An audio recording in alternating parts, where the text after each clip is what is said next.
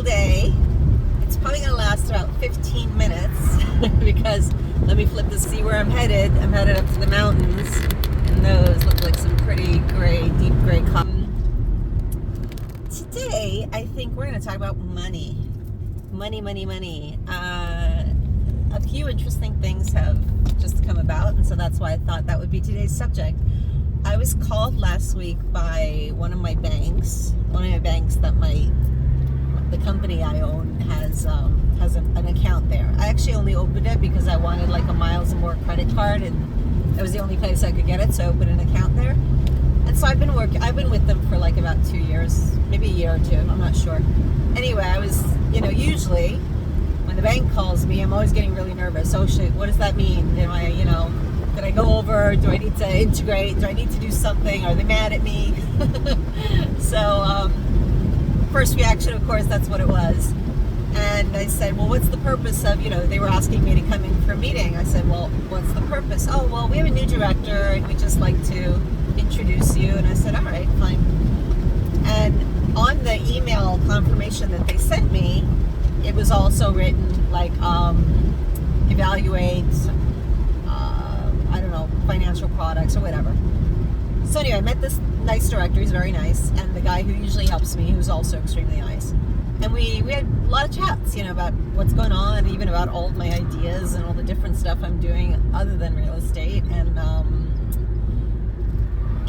as it turns out, they're basically saying, hey, do you need any loans for anything? Do you want to have an overdraft? Do you want to have this? And this is the first time in my life. Usually it's me begging the banks to believe in me, to understand, to say, to see what I'm doing. And so I felt a little bit of satisfaction in this. I was like, oh hey, even though I feel things haven't changed drastically, signals from the outside show me they have. And it's funny because I'm listening to this audiobook right now too, called The Psychology of Money, which is absolutely fabulous. And in fact, it keeps repeating the fact that major financial change only really comes about with small doses of continual input or compound interest. I'm trying to put the whole book in a nugget, which is impossible because the value it has in that book is great. It was suggested to me by one of my coaches, so I've just leapt on it. And basically it's saying people, even the fact that people make mistakes, even the fact that huge investors like Warren Buffett, they only ever really highlight what his great successes were, but the fact is, there are a whole bunch of mistakes in there. And actually, the really big guys are the ones who are actually trying to see how many mistakes they can make, because they know the real value of the mistakes, the true value that you get, the learning, the understanding of what works and what doesn't. The more mistakes you're making, the closer you are to getting the thing right.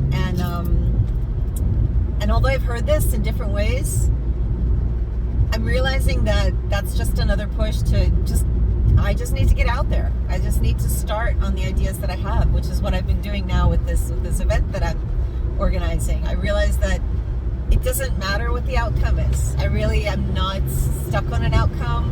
It doesn't need to go anyway.